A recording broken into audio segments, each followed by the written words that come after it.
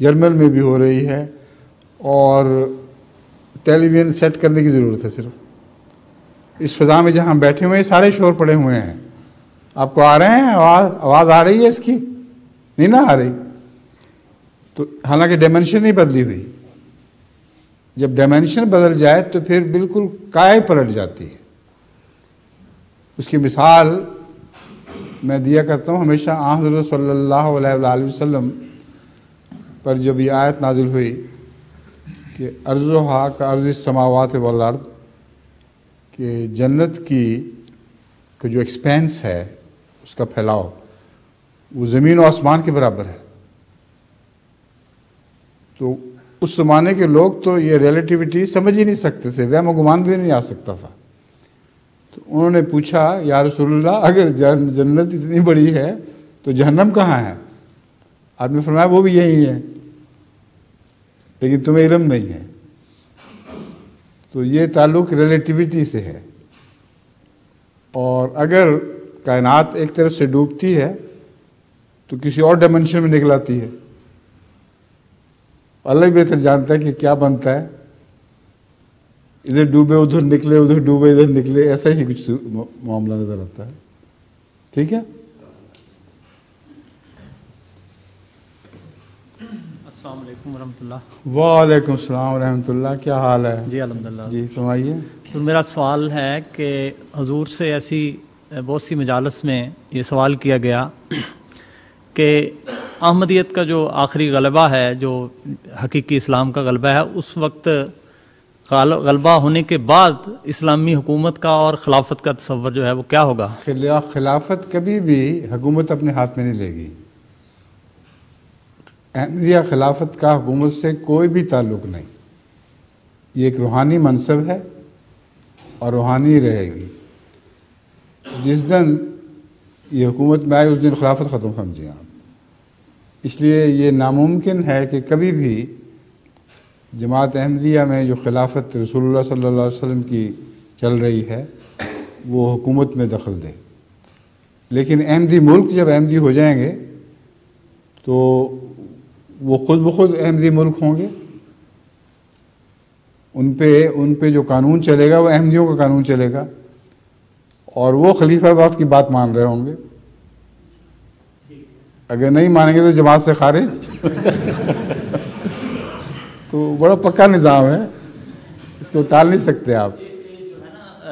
مسلم موعود رضی اللہ تعالیٰ عنہ کا ایک لیکچر ہے جو اسلام میں اختلافات کا آغاز کے عنوان سے، اس میں یہ حضور نے بیان فرمایا کہ جو ہے خلافت ثالثہ جو تھی حضرت عثمان رضی اللہ تعالیٰ عنہ کے دور میں جو گرفت تھی خلافت کی حکومتوں پر سے کمزور ہوئی، تو یہ سارے فتنے جو ہے وہ اتنے بڑھ گئے۔ حکومتوں پر سے گرفت جو ہے، ہاں وہ میں سمجھتا ہوں آپ کی بات، لیکن ایک فرق بڑا نمایاں ہے۔ اسلام میں حکومت اور خلافت الگ الگ نہیں ہوئے تھے پہلے، اور اس لیے کہ رسول اللہ صلی اللہ علیہ وآلہ وسلم سے انہوں نے ورثے میں یہ بات پائی تھی۔ حضرت صلی اللہ علیہ وآلہ وسلم کو اللہ تعالیٰ نے دنیاوی حکومت بھی دی تھی، تو اس وقت اس کا فرق نہیں کیا گیا، اسی نہج پر چل رہے تھے اور الگ نہیں ہوئے تھے۔ لیکن بعد میں جب خلافت اور روحانی قیادت الگ الگ ہو گئے تو پھر دو بادشاہیاں قائم ہوئیں۔ کوئی خلفاء کی نام خلفاء کا تھا لیکن ہوتے ملوک تھے، اور کئی روحانی بادشاہتیں تھیں جو رسول اللہ صلی اللہ علیہ وسلم کی اولاد میں چل رہی تھی مثلا۔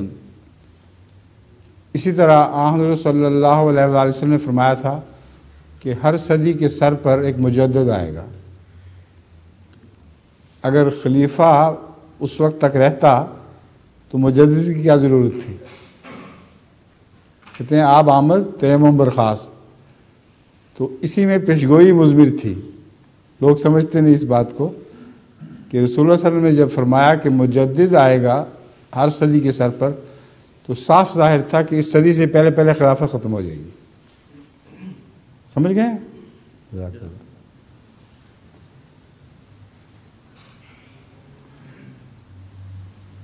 تعالیٰ کے ابا بھی بیٹھے ہوئے نظر آ رہے ہیں سامنے۔ السلام علیکم حضور۔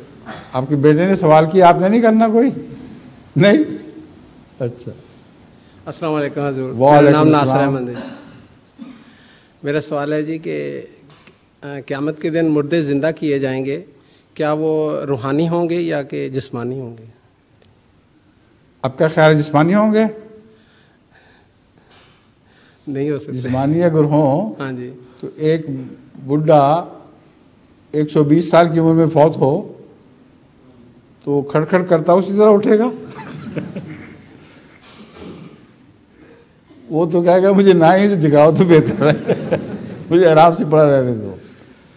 وہاں کوئی بھی جسمانی طور پر نہیں اٹھے گا، روح کو ایک نیا جسم عطا ہوگا۔ حضرت مسیح موعود علیہ السلام نے فرمایا ہے کہ جس طرح بدن میں روح ہوتی ہے اس طرح روح بدن بن جائے گی، اس میں سے ایک اور روح پیدا ہوگی۔ تو ہم اس کو سمجھ تو نہیں سکتے، مگر تمثیل کے طور پر رسول اللہ مسیح موعود نے بیان فرمایا ہے۔ ٹھیک ہے؟ اب کس کی باری ہے؟ بالآخر آپ کی آ گئی کہ نہیں باری؟ اب بیٹھے ہوئے ہیں حیات صاحب، سوال کرنا ہے تو کریں پھر۔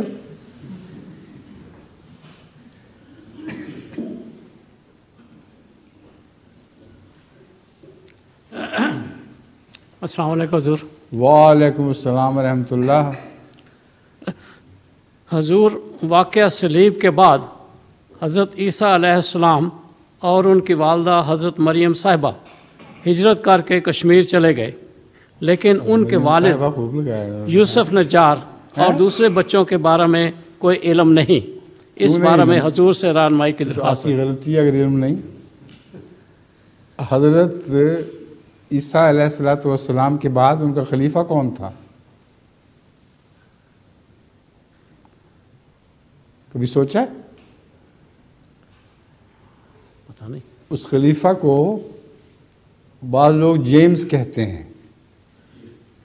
اور جرمنی میں وہی جیمز جو ہیں وہ یعقوب کہلاتے ہیں، اور میرے خیال میں جرمن نام درست ہے، کیونکہ جیکوبائٹس ان عیسائیوں کو کہتے ہیں جو توحید پرست تھے، اور جو حضرت عیسیٰ علیہ السلام کے خلیفہ کے پکے شاگرد تھے، اور انہوں نے کبھی بھی توحید کو نہیں چھوڑا۔ اس لیے نام خواہ یعقوب ہو یا جوزف ہو، کیا نام تھا دوسرا؟ جیمز ہو، دونوں صورتوں میں آدمی ایک ہی ہے۔ حضرت عیسیٰ علیہ السلام نے اپنے پیچھے 2 خلیفہ نہیں، 1 خلیفہ بنایا تھا۔ میرا عرض ہے، ہاں جی، میری عرض ہے، ان کے والد ان کے والد تو حضرت اور یوسف نجار خدا تعالیٰ کے بیٹے تو نہیں تھے نا، وہ عیسائیوں کے قول کے مطابق حضرت عیسیٰ کا باپ کون تھا؟ یوسف نجار، حضرت عیسیٰ کا باپ حضرت عیسیٰ کا باپ نہیں، حضرت عیسیٰ کا باپ نہیں، مریم کا خاوند۔ مریم کے خاوند وہ تھے، وہ ان کی بات کر رہا ہوں، ان کی بطن سے جو بچے پیدا ہوئے تھے جی، ان میں سے خلیفہ بنا تھا۔ حضرت عیسیٰ نے اپنے سوتیلے بھائیوں کو میں سے ایک کو خلیفہ بنایا تھا اپنا، سمجھ گئے ہیں؟ جی، اس لیے یہ کہنا درست نہیں کہ ان کا ذکر کوئی نہیں۔